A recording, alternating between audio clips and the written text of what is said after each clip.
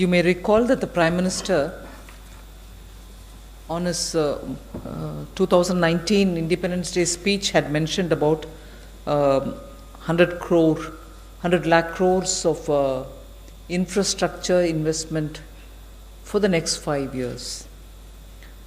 And also a task force was formed so that the infrastructure projects belonging across the board to various sectors, various ministries, and also involving the states had to be identified. And very quickly, in one of my August to September announcements, I had suggested that the moment the projects are ready, we are quite happy to also front load a large chunk of this investment commitment. Today, I come before you on 31st December, within 5-6 months, after, not even 6 months yet, after the announcement was made, the task force was formed. Now today they have come up with, for the 100 lakh crore that we had committed, 102 lakh crore worth of projects. The task force in only 4 months held 70 different stakeholders consultation, and the stakeholders consultations were with the ministries, with state governments, with infrastructure companies, with developers, bankers, with NBFCs, and also with PE players and industry association. So 70 different meetings were held during the course of the 4 months. And for the 100 lakh crores, today we have a compilation of 102 lakh crores worth projects. However, even as we are talking here, I'm happy to say that projects are coming in, and in the next couple of weeks, we will probably reach a 3 lakh crores. For the 100 lakh crore, 102 lakh crore worth compilation is what I'm giving you now. But in addition, a few more states are coming up with another 3 lakh crore worth of projects. So in all, I think we'll have about 105 lakh crore in total of projects for the 100 lakh crore commitment that we've made. And these projects spread across 22 ministries and 18 states and union territories.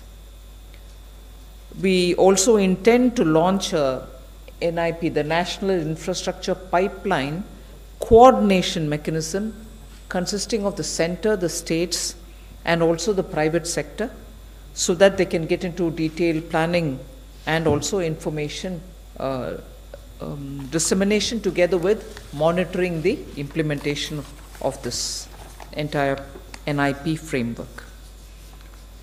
This is the first time in this country you have a national infrastructure pipeline, which actually then makes the job of monitoring, linking with the developers and promoters all fairly well structured and easier. In the last 6 years, infrastructure has been a focus, and you would know of this government also in its previous tenure. And in the last 6 years, on infrastructure by center and by the states, a total of 51 lakh crores, that is about 5 to 6% of the GDP, has been spent on infrastructure. I repeat that, both center and state together in the last 6 years have spent 51 lakh crores, resulting in about 5 to 6% of GDP. Now what we are committing here is 100 lakh crore for the next 5 years, and I'm already telling you that the report which will be released just now consists projects worth 102 lakh, which in the next couple of days we should be able to add another 3 lakh crores to it, totaling 105 lakh crores, spread over 18 ministries and 21 ministries and 18 states and union territories. Now, in this profile, the NIP profile, as it stands today, consists of center 39% share, states 39% share, which is equal share, and private sector 22%. We expect that the private sector's share to increase to at least 30% by 2025. Private sector to increase to 30% by 2025. Just a bit more of detail. Out of the total NIP of 102 lakh crores, which I've told you just as it stands today, 42.7 lakh crore, that is 43% worth of projects are under implementation. 32.7 lakh crore, which is about 33% worth of projects are at conceptualization stage, and 19.1 lakh crore, which is about 19% worth of projects are under development, which is the DPR is done, but construction is yet to start. So hence approximately about 63% of the projects of the pipeline is completely firmed up. I like to underline the fact that keeping in line with the government's priorities, keeping in line with the flagship schemes of the government, so the infrastructure investment will be very much in alignment with them. So power, railways, power including renewable sector, urban and urban areas development, irrigation, mobility, education, health, water, and digital sectors form the bulk of the pipeline that we are announcing today. I repeat, power, railways, power including renewable sector, urban, irrigation, mobility, education, health, water, and digital sectors form the bulk of all the pipeline projects which are being detailed out today. There were several working groups under the task force which was appointed for this purpose, and the working groups in each of the areas other than identifying projects have also suggested a lot of reform related steps which will go together with this. Otherwise, announcing just the pipeline with a lot more difficulties here and there without steps taken to reform those will not really ease the process, because ultimately all these are done with an intention of making ease of living for the citizen and ease of doing business for the businesses.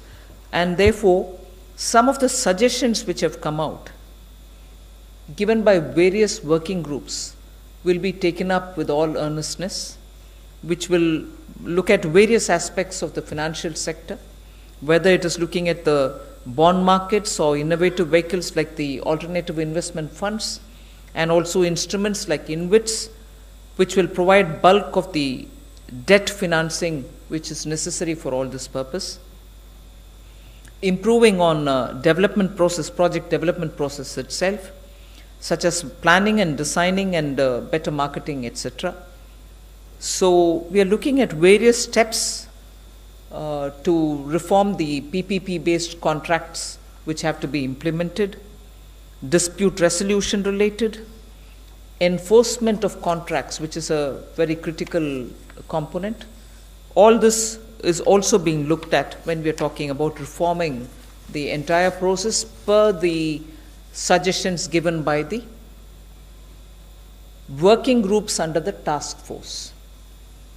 A robust monitoring framework will also be established. Detailed reports, which will be released soon, will also include sectors, the reforms and steps which are being suggested in each of their reports, and an online dashboard and a data room is expected to be set up also. Another very important step which will interest the media is that an annual global investors meet is expected to be organized, with the first edition in the second half of this year, meaning the coming year 2020, where the center and states will get to meet all the investors and to talk to them about infrastructure opportunities. whilst it's important to understand that we've done a detailed work in getting this report out, the monitoring framework, it will be the job of the monitoring framework to keep it robust, to, as we go on, to consider the strengths and also challenges of all the listed projects, and to make sure that if it is unsustainable for any one of the projects to keep going on it, also have the flexibility to drop it and pick up on some newer project.